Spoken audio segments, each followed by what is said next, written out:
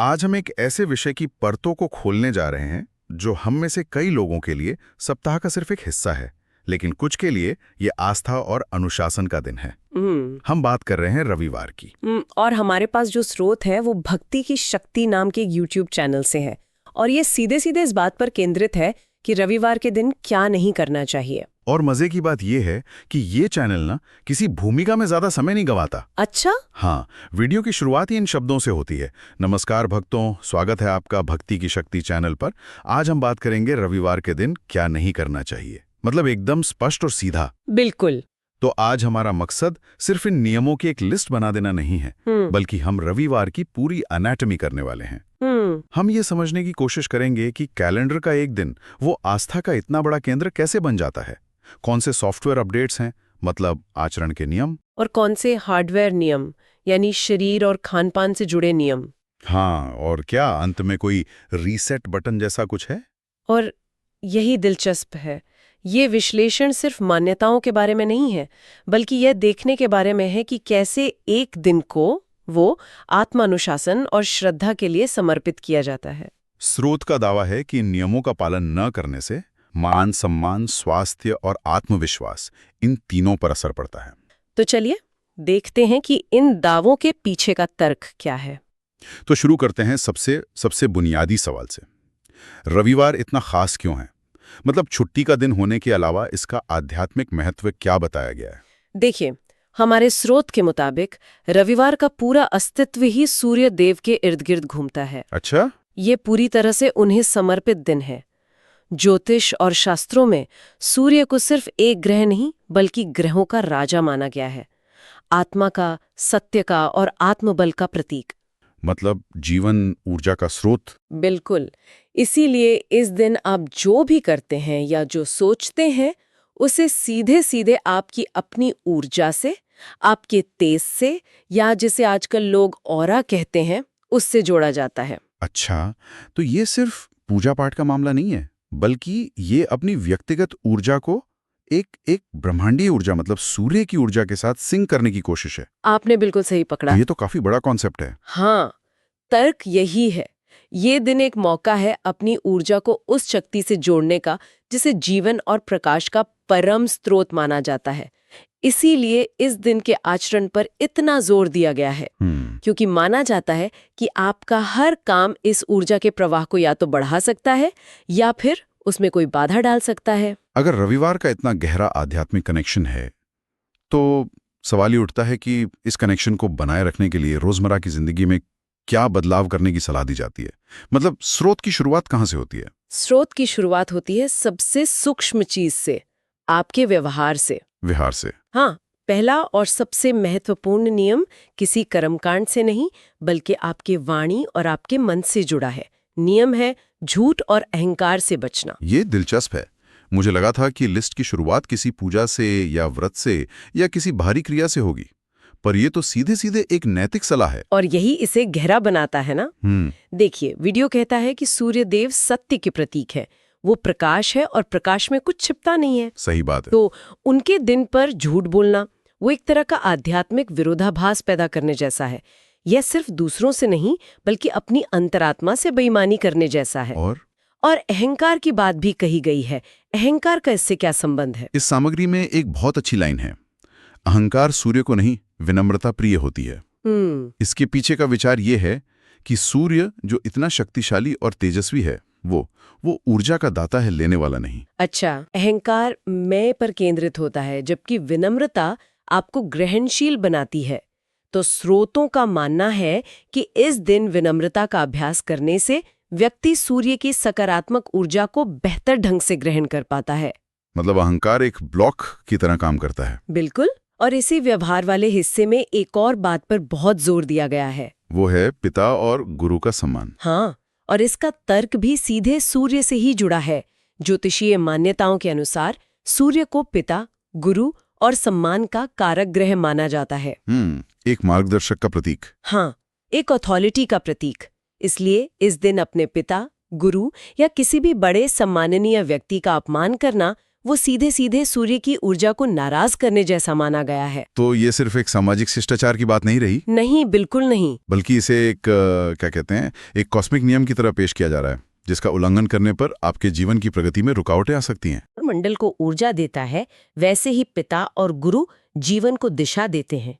उनका अपमान करना मतलब उस ऊर्जा स्रोत से खुद को काटने जैसा है। ठीक है, तो ये तो हुए आचरण और व्यवहार से जुड़े सॉफ्टवेयर नियम। अब उन हार्डवेयर नियमों पर आते हैं जिनका जिक्र इस चैनल पर किया गया है, यानी जो शरीर और भौतिक चीजों से जुड़े हैं। खान-पान के बारे में क्या कहा गया है? यहाँ पर नियम बहुत बहुत स्पष्ट है। स्रोत रविवार को तेल, शराब और मांसाहार से पूरी तरह दूर रहने की सलाह देता है।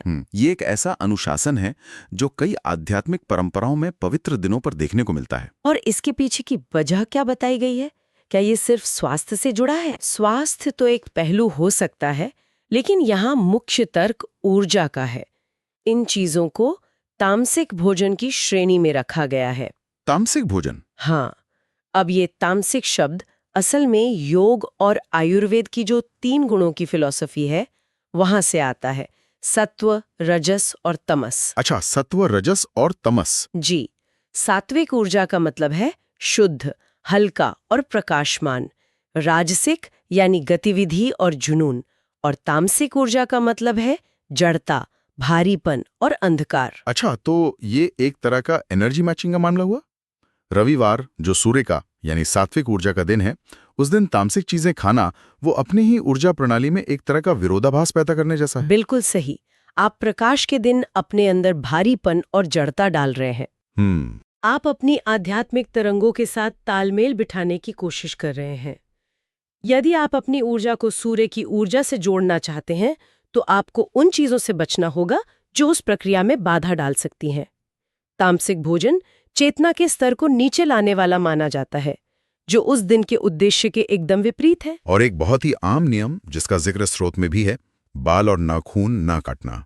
ये नियम तो मैंने कई घरों में सुना है, लेकिन अक्सर इसे सिर्फ एक अंधविश्वास मान लिया जाता है। जी, क्या इसके पीछे कोई गहरा तर्क दिया गया है? जी, ये एक बहुत पुरानी मान्यता है। शास्त्रों का हवाला देते हुए स्रोत कहता है कि रविवार को बाल और नाखून काटने से व्यक्ति का आत्मबल और तेज कम होता है। अब अगर हम इसे सिर्फ सतही तौर पर देखें तो ये तर्कहीन लग सकता है। हाँ, मेरा अगला सवाल यही था कि इसके पीछे का प्रतीकात्मक या तार्किक कारण क्या हो सकता है? अगर हम इसे प्रतीकात्मक रूप से देखें तो यह ऊर्जा के संरक्षण की अवधारणा से जुड़ा हो सकता है। ऊर्जा का संरक्षण? संस्कृतियों में, सिर्फ भारत में ही नहीं, बालों और नाखूनों को शरीर का विस्तार और जीवन शक्ति का हिस्सा माना जाता था। अच्छा, तो उन्हें काटना एक तरह से ऊर्जा का क्षय माना जा सकता है। तो तर्क ये है कि रविवार, जो ऊर्जा के सबसे बड़े स्रोत सूर्य का दिन है, उस दिन ऊर्जा को संरक्षित करने पर जोर दिया जाना चाहिए, ना कि उसे किसी भी रूप में खर्च करने पर। ये एक दिलचस्प दृष्टिकोण है। आपने दूसरी संस्कृतियों की बात की, क्या इसका कोई और उदाहरण है? हाँ, कई प्राचीन सभ्यताओं में योद्धा युद्ध पर जाने से पहले या पुजारी किसी बड़े अनुष्ठान से पहले बाल नहीं काटते थे। मान्यता थी कि इससे उनकी शक्ति और एकाग्रता बनी रहती है। तो ये विचार कि शरीर के हिस्सों को काटना आपको क्षणिक रूप से कमजोर बना सकता है, ये एक व्यापक मानवीय विश्वास रहा है। तो इतने सारे क्या ना करें सुनने के बाद ऐसा लग सकता है कि रविवार का दिन बहुत पाबंदियों वाला है। झूठ मत बोलो, अहंकार मत करो, ये मत खाओ, बाल मत काटो। लेकिन क्या कोई रीसेट बटन या कोई सकारात्मक उपाय भी बताया गया है जो इन सब पर भारी पड़ सके? बिल्कुल, और यही इस पूरी शिक्षा का संतुलन है। ये सिर्फ निषेधों के बारे में नहीं है। स्रोत एक बहुत ही सरल और शक्तिशाली उपाय बताता है।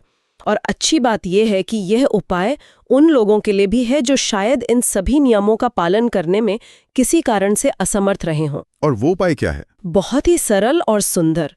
रविवार की सुबह स्नान के बाद साफ मन से तांबे के लोटे में जल भरकर सूर्यदेव को अर्पित करना। यह एक बहुत ही प्राचीन और व्यापक रूप से प्रचलित प्रथा है। यह सिर्फ एक क्रिया नहीं है, यह सूर्य के प्रति आभार व्यक्त करने का एक तरीका है। जल अर्पण के साथ कुछ और भी करने का सुझाव है, जैसे कोई मंत्र? हाँ, जल अर्पित करते समय ओम सूर्याय नमः मंत्र का 11 बार जाप करने का सुझाव दिया गया है। अच्छा, सिर्फ जल चढ़ाने और मंत्र बोलने से ये सब कैसे काम करता है? क्या यह एक प्रतीकात्मक क्रिया है या इसके पीछे कोई और विज्ञान बताया गया है? इन परंपराओं में इसे दोनों तरह से देखा जाता है। प्रतीकात्मक रूप से ये समर्पण और कृतज्ञता का भाव है, लेकिन इसके पीछे ध्वनि और प्रकाश का विज्ञान भी जुड़ा है। अच्छा। हाँ, मंत्र जाप को सिर्फ शब्द दोहराना नहीं माना जाता। ध्वनि को एक वाइब्रेशन, एक तरंग माना जाता है। माना जाता है कि ओम सूर्याय नमः का जाप करने से व्यक्ति अपनी ऊर्जा को उस फ्रीक्वेंसी पर सेट करता है जो सूर्य की सकारात्मकता से मेल खाती है। और सुबह के समय जब सूर्य की किरणें पानी की धार से होकर आपके शरीर पर पड़ती हैं, तो उसे स्वास्थ्य के लिए भी लाभकारी माना गया है। और इसके लाभ क्या बताए गए? क्या वे उन्हीं चीजों से जुड़े हैं जिनके बारे में हमने शुरू में बात की थी? मजेदार बात यही है, इसके लाभ वही बताए गए हैं जिनकी कमी नियमों का पालन न करने से होती है। यानी आत्मविश्वास, स्वास्थ्य और मान सम्मान। बिल्कुल, इन सब में वृद्धि। यह एक तरह से संतुलन स्थापित करता है। आप इसे एक आध्यात्मिक एंटीवायरस की तरह समझ सकते हैं। अगर दिन में आपसे अनजाने में कोई गलती हो भी जाए, तो ये सुबह की क्रिया एक सुरक्षा कवच की तरह काम करती है और आपकी ऊर्जा को फिर से सकारात्मक दिशा में ले आती है। तो आज की इस पूरी चर्चा का अगर हम सार निकालें, तो हमने रविवार से जुड़ी 4 मुख्य वर्जित बातों को समझा। जी। पहला, व्यवहार से जुड़ा झूठ और अहंकार से बचना और बड़ों का सम्मान करना। दूसरा, आहार से जुड़ा तेल, शराब और मांसाहार का त्याग। और तीसरा, शरीर से जुड़ा बाल या नाखून न काटना। और हमने ये भी देखा कि इन सब के सामने एक सरल और शक्तिशाली उपाय भी है, सूर्य को जल अर्पण और मंत्र जाप। बिल्कुल, और ये सिर्फ कर्मकांड नहीं है, बल्कि इनके पीछे नैतिक, सामाजिक और वो ऊर्जा संरक्षण से जुड़े गहरे प्रतीकात्मक विचार हैं। हर नियम व्यक्ति के आचरण और उसकी आंतरिक ऊर्जा को सूर्य की सकारात्मक ऊर्जा के साथ संरेखित करने का एक प्रयास है। ये सब सुनने के बाद ऐसा लगता है कि ये रविवार को सूर्य के गुणों जैसे सत्य, तेज, सम्मान, इन सब के साथ खुद को जोड़ने की एक साप्ताहिक प्रैक्टिस है। एक तरह का रीसेट बटन। हाँ, सप्ताह में एक बार अपनी ऊर्जा को फिर से केंद्रित करने के लिए। बिल्कुल। और अगर हम इसे एक बड़े परिप्रेक्ष्य में देखें, तो ये नियम एक दिन को आत्म अनुशासन, शुद्धि और श्रद्धा के लिए समर्पित करने का एक तरीका है।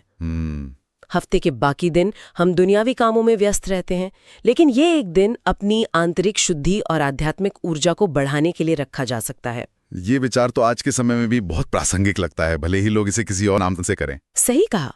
और यहीं से एक महत्वपूर्ण सवाल उठता है।